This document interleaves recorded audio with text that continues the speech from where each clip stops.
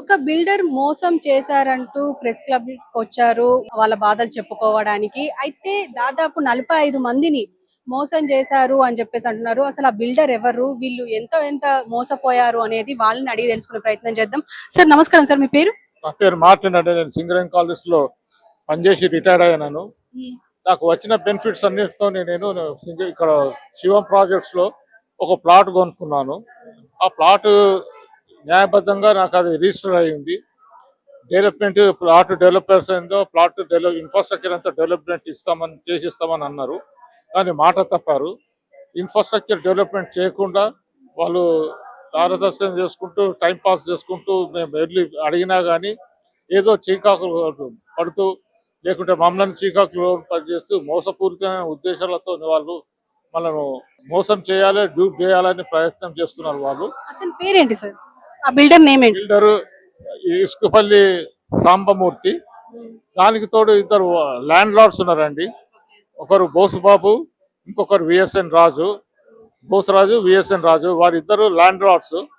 వాళ్ళు డెవలప్ కు ఇచ్చారండి సాంబమూర్తికి. సాంబమూర్తి డెవలప్ చేసి ఇచ్చాడు. ఇచ్చిన తర్వాత అది ప్లాట్స్ చేశారు. అది జిఎంసీ దగ్గర నుంచి లేఅవుట్ పర్మిషన్ తీసుకొని చేశారు.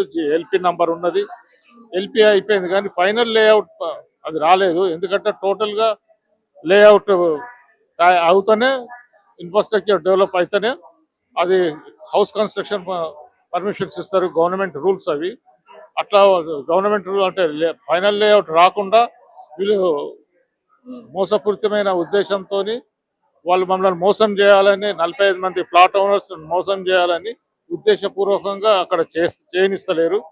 మేమే అసోసియేషన్ గా ఫామ్ అయిపోయి మేము డెవలప్ చేస్తుంటే డెవలప్ చేయకుండా మా మీద కోర్టులో కేసేసి పోలీస్ స్టేషన్లో కేసేసి వాళ్ళని మోసం చేయాలని వాళ్ళు ఎందుకు ఉన్నారు? ఎందుకంటే అక్కడ ఉన్న ల్యాండ్ ధర విపరీతంగా పెరిగింది. మేము 30,000తోనే గజం జాగా 30,000కు కొంటే ఇప్పుడు అది 60,000 65,000 అయింది. దానికి అత్యాశ పడి వాళ్ళు మోసం చేయడానికి ప్రయత్నం చేస్తున్నారు. ముఖ్యంగా ఈ సాంబమూర్తి, ఈ ల్యాండ్ లార్డ్స్ వీరి మధ్యలో ఉన్న తగు డిఫరెన్సెస్ కావు వల్ల అనేది చెప్తున్నారు. కానీ లేదండి, వీళ్ళందరూ కూడా మిళితమయ్యే కలిసే చేస్తున్నారు. మోసం చేయాలి, వీళ్ళను మధ్యతరగతులను వీళ్ళను బాధ పెట్టి తరిమేస్తే మనం దాన్ని తీసుకోవచ్చు. అది ఆ ప్లాట్ అంతా మొత్తము ల్యాండ్ 3.5 acres అది. అది చాలా సెంటర్ ప్లేస్ లో సుచిత్ర కొంపెలికి మధ్యలో ఉన్నది. చాలా ప్లేస్. దాన్ని దండముడి ఎన్క్లేవ్ వెనుకనే ఉన్నది. వెల్ డెవలప్డ్ ప్లేస్ అది. అందుకోసమని వీళ్ళు ముగ్గురు వీళ్ళని మధ్యతరగతి వాళ్ళని తరిమి కొడితే మనం దాన్ని ఆక్యుపై చేసి దాన్ని డెవలప్ చేయొచ్చు అని ఉన్నది. ఇప్పుడు ఇంకొక వాళ్ళు ఏంటంటే మేము 50,000 ఇస్తాము, మీ డబ్బులు మీకే ఇచ్చేస్తాము, మీరు కాల్ చేసి వెళ్ళిపోండి అనే ఉద్దేశంతో కూడా వాళ్ళు కొంతమందిని మధ్య పెడుతున్నారు. మధ్య పెట్టి మోసం చేయడానికి వీళ్ళు పన్నాగం పన్నారు. అంటే మీకు ఏం చెప్పి అసలు మీకు ఎలాంటి హామీలు ఇచ్చారు మీరు డబ్బులు కట్టడానికి? మేము ఫస్ట్ వచ్చామండి టోటల్ గా ఇన్ఫ్రాస్ట్రక్చర్ డెవలప్ చేసి ఇస్తామన్నది. Roads, sewage system, water, electricity, తర్వాత అన్ని ఫెసిలిటీస్ అన్ని ఇస్తామన్నారు. పార్క్స్ డెవలప్ చేసి ఇస్తామన్నారు. వాటర్ సబ్స్ కడతామన్నారు. అక్కడ వాళ్ళు ఏం చేయలేదు. ఒక రోడ్స్ మాత్రం వేశారు, ఇడ్స్ పెట్టారు. ఇప్పుడు మామంతలో మేమే డబ్బులు వేసుకొని అసోసియేషన్ ఫామ్ అయ్యి డెవలప్ చేస్తామంటే డెవలప్ చేయకుండా పోలీసులు స్టేషన్లో కేసులు పెట్టడము, పక్క ప్లాట్ ఓనర్స్ తోని సమస్యలు సృష్టించడము, తర్వాత కోర్టులో 2 కేసులు వేయడము. ఇది వాళ్ళకు అధికారం లేదు, హక్కు లేదు, ఏం లేదని. కానీ వాళ్ళు మోసపూరితంగా ఇవి వేస్తున్నారు. ఎందుకంటే డిలే చేద్దాం, టైం పాస్ చేద్దాం, డిలే చేద్దాం. వీళ్ళు డిలే చేస్తే వీళ్ళు వెళ్ళిపోతే మనం దాన్ని ఆక్యుపై చేసుకోవచ్చు, తిరిగి మనం ఆక్యుపై చేసుకున్నాం అనే ఉద్దేశంతో మోసపూరిత ఉద్దేశం. వీరందరూ కూడా ఆంధ్ర నుంచి వచ్చిన సెటిలర్స్. వీళ్ళు ఇక్కడ వాళ్ళు కారు. మేడం మీరు చెప్పండి, మీ పేరు? ధరణి అండి. మేడం మీరు చెప్పండి, అంటే రేరా అని ఒకటి ఉంటది, అండ్ మీకు ఎలాంటి చూపించి మీకు డబ్బులు మీ దగ్గర నుంచి వసూలు చేశారు వాళ్ళు? జిహెచ్ఎంసి లేఅవుట్ ఇది మీకు చాలా హోమ్లీగా ఉంటుంది, మంచి సెంటర్ లో ఉంటుంది, అది ఇదని చెప్పారండి. మాకు కూడా చాలా బాగా నచ్చింది. మాకేంటంటే మాకు అప్రూవల్ గా అన్ని విధాలుగా మీకు అప్రూవల్ గా చేసి మేము వెల్ డెవలప్డ్ చేసి ఇస్తాము, మీకు ఎలాంటి ఇబ్బందులు రానికుండా చేస్తాము అని చేశారండి. మేము ఇది చేస్తే సర్లే ఓకే మనకంతా బాగుంటుంది కదా, మాదంతా మిడిల్ క్లాస్ అండి. మేము అంత బంగారాలు అమ్ముకొని కూడా కొనుక్కున్నాం ఇక్కడ. ఆ రోజుల్లో 7 years బ్యాక్ మేము 70 lakhs పైన పే చేసామండి. 70 to 75 lakhs వరకు అయింది విత్ రిజిస్ట్రేషన్. మాకు రిజిస్టర్ అయింది. మాకు ఇప్పుడు మా రిజిస్టర్ డాక్యుమెంట్స్ అన్ని మా దగ్గర క్లియర్ గానే ఉన్నాయి. మా ల్యాండ్ మాకు అంతే ఉంది. కాకపోతే వాళ్ళు ఏంటంటే మాకు అన్ని 100% అప్రూవల్ ఉంది, మమ్మల్ని ఏం వాళ్ళు ఇచ్చేయలేక పక్కన వాళ్ళతో కుమ్మక్కయ్యి వాళ్ళు ఆ ల్యాండ్ లార్డ్స్ అందరు ఇచ్చేసి మాకు అన్ని ఇష్యూస్ ఉన్నాయి, అతను మాకు మనీ ఇవ్వలేదు అని. మాకు రిజిస్టర్ చేసే వరకు ఆ బోసురాజు అనే అతను ఎవరో మాకు తెలియదండి. ఇప్పుడు ఏం చెప్తున్నారు వాళ్ళు? ఇప్పుడు ఏంది, బోసురాజు అనే అతను ఇది నాది ల్యాండ్ నాది, అతను నాకు మనీ పే చేయలేదు, సామమూర్తి నాకు మనీ పే చేయలేదు అంటున్నాడు.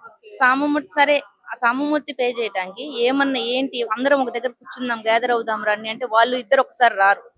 స్టేషన్ కూడా ఇద్దరు, ఆయన వచ్చినప్పుడు ఈయన రాడు, ఈయన వచ్చినప్పుడు ఆయన రాడు. ఇద్దరిని కలిసి ఏమన్నా సరే మేము ఏమన్నా ఉంటే మేము కూడా మా వంతు మేము హెల్ప్ చేస్తాము, మేము కూడా రోడ్లు అవి డెవలప్ చేయడానికి మేము కూడా మేమే చేసుకుంటాము అన్నా గానీ ఇట్లా కాదు.